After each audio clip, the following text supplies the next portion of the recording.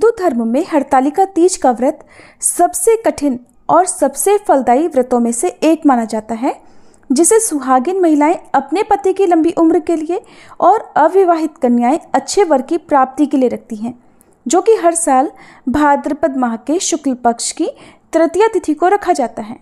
कहते हैं कि इस दिन माता पार्वती ने भगवान भोलेनाथ को पति रूप में प्राप्त करने के लिए बहुत ही कठिन निर्जला व्रत करा था। इस दिन न केवल निर्जला व्रत किया जाता है, बल्कि रात भर जागरण करके भगवान भोलेनाथ सहित माता पार्वती और भगवान गणेश जी की पूजा भी की जाती है। तो चलिए आपको बताते हैं इस बार हरतालिका तीज का व्रत कब रहेगा, पूजा विधि क्या है, कौन से मंत्रों का जाप करना चाहिए और व्रत का पारणा करने के अलावा आप पूजा किस शुभ मुहूर्त में कर सकते हैं। तृतीया तिथि प्रारंभ होगी 5 सितंबर गुरुवार को दोपहर 12:22 से और समाप्त होगी 6 सितंबर शुक्रवार को दोपहर 3:01 पर। इसलिए इस बार उदय तिथि के अनुसार 6 सितंबर शुक्रवार के दिन ही हरतालिका तीज का व्रत रहेगा। व्रती कन्याओं को या महिलाओं को एक दिन पहले सात्विक भोजन ग्रहण करना चाहिए। शुक्रवार के दिन आप सिर धोकर स्नान कर सकते हैं। शुक्रवार के दिन सूर्योदय होगा सुबह 6:14 पर, सूर्यास्त होगा शाम 6:35 पर। ब्रह्म मुहूर्त सुबह 4:38 से 5:26 तक रहेगा। ब्रह्म मुहूर्त का समय सुबह पूजा करने के लिए बहुत ही उत्तम माना जाता है। शुक्ल योग रात 10:14 तक रहेगा और बाद में ब्रह्म योग प्रारंभ हो जाएगा। अभिजीत मुहूर्त दोपहर 12 बजे से 12:49 तक रहेगा। आप अभिजीत मुहूर्त में दोपहर की पूजा कर सकती हैं।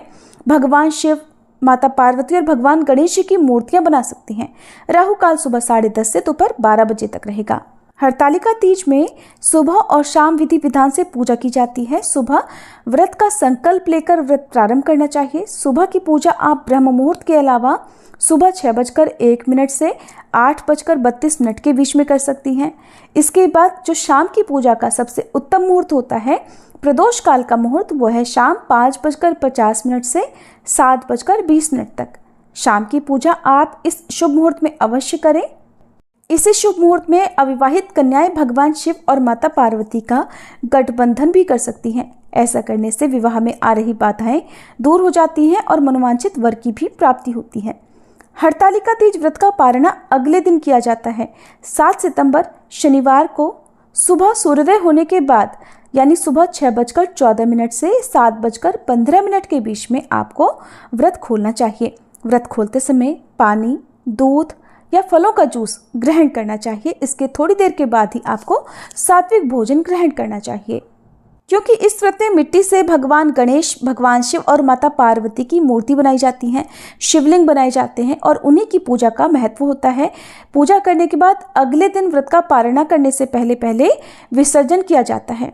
तो आप हरतालिका तीज के दिन किसी नदी, तालाब के पास की शुद्ध मिट्टी से शिवलिंग बना सकते हैं। साथ ही माता गौरी की प्रतिमा भी स्थापित करें।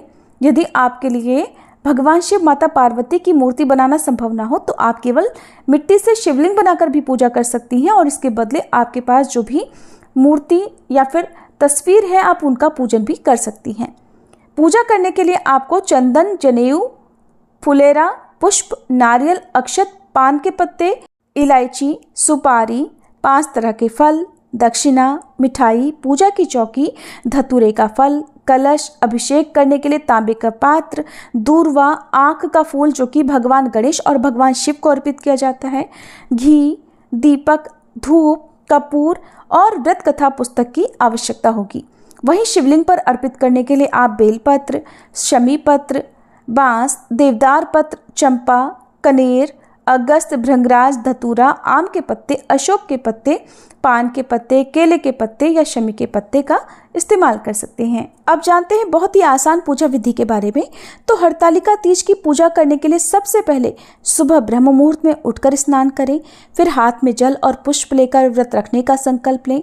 भगवान शिव, माता गौरी की पूजा अर्चना करें। बालू या फिर काली मिट्टी से भगवान शिव, माता पार्वती और गणेश जी की मूर्ति बनाएं। पूजा स्थल पर केले के पत्तों से या रंगोली से सुंदर मंडप बनाएं, फुलेरा लगाएं। गंगामृत, पंचामृत से गौरी शंकर जी का अभिषेक करें। भगवान गणेश जी को दूर्वा और जनेऊ चढ़ाएं। भगवान शिव को चंदन, मौली, अक्षत, धतूरा, आक के फूल, भस्म, अबीर, गुलाल और 16 प्रकार की पत्तियां, चाहे वो बेलपत्र हो या शमी पत्तियां हो, आप अर्पित करें। माता पार्वती को सुहाग की सामग्री अर्पित करें। धूप दीप जलाकर तीज की व्रत कथा सुने, क्योंकि व्रत कथा के बिना ये व्रत अधूरा रहता है। और फिर भगवान को सबसे अंत में आरती करने के बाद मौसमी फलों का या फलों के जूस का भोग लगाएं। दिन भर व्रत रखें। शाम के समय एक बार फिर से इसी तरह विधि विधान से कथा पढ़ने और सुनने के साथ ही भगवान का पूजन करें। संभव हो तो रात्रि जागरण करें, नहीं तो जितनी देर तक भी संभव हो उतनी देर जाग कर आप पूजा अर्चना करें। मानसिक रूप से मंत्रों का जाप कर सकती हैं। अगले दिन सुबह ब्रह्म मुहूर्त में स्नान करें। फिर से भगवान शंकर और माता पार्वती की पूजा करें। माता पार्वती को आप सिंदूर चढ़ाएं और सिंदूर अपनी मांग में भी लगाएं। सुहागिन महिलाओं को माता पार्वती से सुहाग जरूर लेना चाहिए। इसके बाद मिट्टी के शिवलिंग या फिर मिट्टी की प्रतिमाओं का विसर्जन करें। पूजा में चढ़ाए गए जो पुष्प हैं, अक्षत हैं, उनका विसर्जन करें और सुहाग की सामग्री को किसी ब्राह्मणी को दान देने के बाद व्रत का पारण करना चाहिए।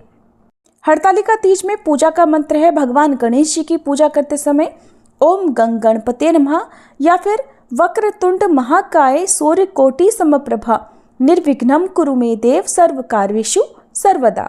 इस मंत्र का जाप करें। भगवान शिव का मंत्र है ओम नमः शिवाय, ओम महेश्वराय नमः, ओम पशुपतये नमः। माता पार्वती का मंत्र ओम पार्वत्ये नमः, ओम उमाय नमः या फिर या देवी सर्वभूतेषु माँ गौरी रूपेण संस्थिता नमस्तस्यै नमस्तस्यै नमस्तस्यै नमो नमः।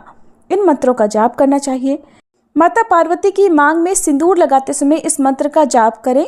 सिंदूरम शोभनम रक्तम सौभाग्यम सुखवर्धनम शुभदम कामदम चैव सिंदूरम प्रतिगृहीताम। इस तरह से आप हरतालिका तीज के व्रत को सफल बना सकती हैं। ये थी आज की वीडियो। जानकारी अच्छी लगी हो तो वीडियो को लाइक करके माता पार्वती का आशीर्वाद पाने के लिए कमेंट बॉक्स में माता पार्वती की जय जरूर लिखिएगा।